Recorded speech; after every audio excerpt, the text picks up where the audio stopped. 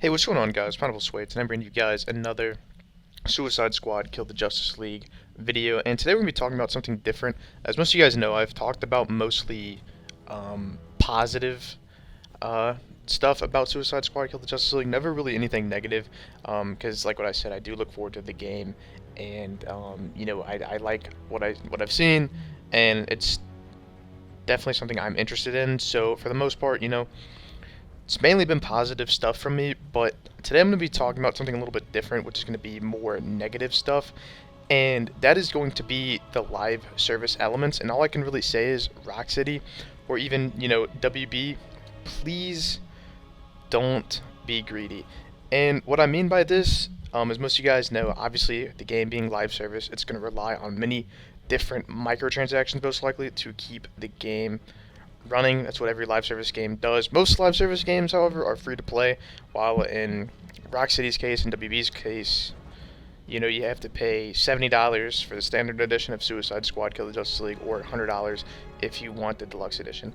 Now, if you look at it from, two sides of the spectrum, you could argue that it is a good deal to pay $100 because, you get really cool outfits, and you get the first season battle pass token for free, and you get some other cool stuff too. And then the standard edition, you get the game and the I think it's the classic outfits. Yeah. So I'm not going to be talking about that though, because that's an entirely different thing, and obviously I'm not one to judge a company's price, because personally, if we want to talk about prices and feeling scammed, I'll bring up how we've seen a lot of games, especially in the last 2 years, that charge $60 for a full price game, and at most you get 10 to 15 hours out of it. Sometimes 20 if you're lucky. I'm not going to mention those games, but you guys know exactly what games I'm talking about. However, I don't think that's the case for Suicide Squad Kill the Justice League, so I'm not going to be bringing that up today. I think the price for the game is reasonably fair, and I think it's a good deal, especially if you're a fan of the series and look forward to the game. Now, if you're not, then that's an entirely different story, and that's not my place to talk about. But I'm going to be talking about the Battle Pass and the supposed in-game store. Now, we don't know if the game will have an in-game store, but we've seen from development screenshots and other stuff, it seems like an in-game store will be in the game, and definitely a battle pass. Now, with the battle pass, like what I've said in previous videos, I've seen good battle passes and I've seen bad battle passes. I want to see Rocksteady follow the Halo Infinite route in terms of battle passes, something that never expires and something that we can earn in-game currency for to buy the next battle pass. I think that would be awesome. Even like Fortnite, you can earn in-game currency, but the problem with Fortnite, the battle pass, once it expires, you can no longer get outfits from that. And with Rocksteady, adding an offline mode, and Suicide Squad Kill the Justice League being really story based and built off the story, I think it would be stupid of them to make the battle pass expire. Don't give fans and consumers the fear of missing out with skins that they may not be able to get because they don't have time. Now, as also you guys may know, early reviews came out for the game today, and it seems like that if you have a friend that's not able to play, your friend will be able to grind stuff for you. Although I don't really know to what extent. It seems like you'll at least be able to get gear, maybe even battle pass levels. Really don't know. The possibilities are endless for something like that, and that's a really cool concept in my opinion. But yeah, back to the battle pass. If a story-based game, story-based games alone don't really get battle passes, so it's a bit strange to see Rocksteady doing it. But like I'm not complaining. Every game does it. It's just something we have to deal with modern gaming.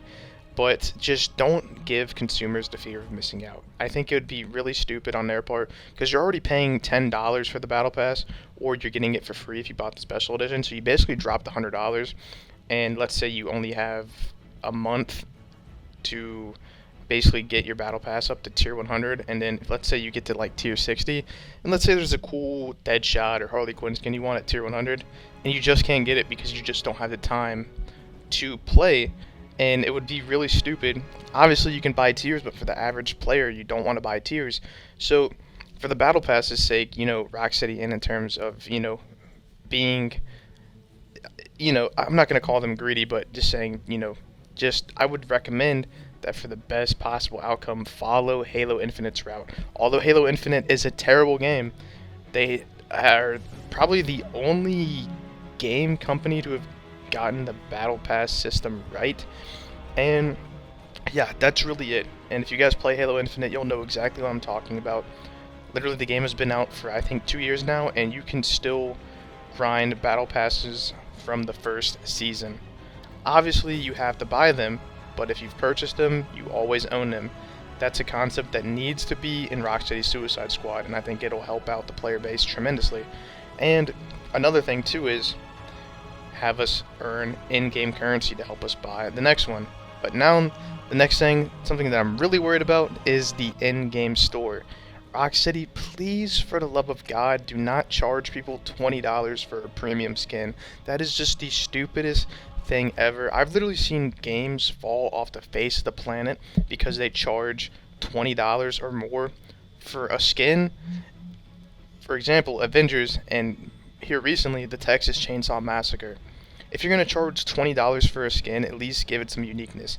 A lot of these companies are just making these skins, putting a $20 price tag on it, and then trying to guilt trip you by saying, oh, the artist needs this money.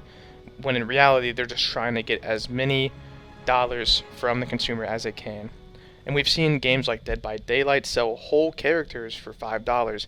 Now, I'm not complaining about characters, as I know the game will deliver on free characters, but in terms of skins, emotes, or whatever the game may consist of, please be reasonable with the prices. Honestly, the most something should cost in your in-game store, Rocksteady, I would say is $10 at the most, and that should be for something that's really worthwhile. We shouldn't be paying $20 just to wear a different outfit.